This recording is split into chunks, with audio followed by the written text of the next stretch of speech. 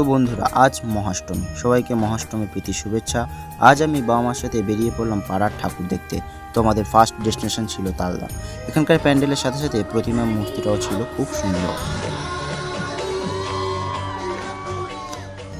তারপর আমাদের second destination ছিল হেদিয়া। এখানে এসে বাবা মা তাদের মনের কামনা বাসনাগুলো জানাচ্ছিল মায়ের কাছে।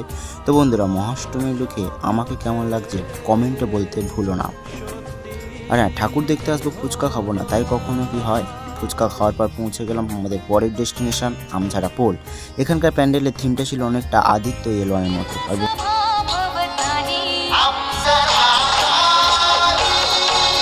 আর এটি ছিল একটি দুর্গা মন্দিরের প্রতিমা। এর বাইরে হচ্ছিল বাউল গান। সেখানে দেখি দুটো লোক নাচছে মনের আনন্দে।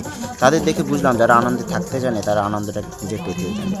এই আনন্দটাকে মনে রেখে লাস্ট ডেস্টিনেশনে পৌঁছে গেলাম আমঝাড়া বাস স্ট্যান্ডে সার্বজনীন দুর্গা উৎসব কমিটির পুজো প্যান্ডেলে। তো বন্ধুরা, আজকে এই পর্যন্ত। দেখা হচ্ছে পরে নতুন কোনো ভিডিওতে। ভিডিও ভালো লাগলে অবশ্যই সাপোর্ট করো, ফলো করো, লাইক করতে ভুলো না।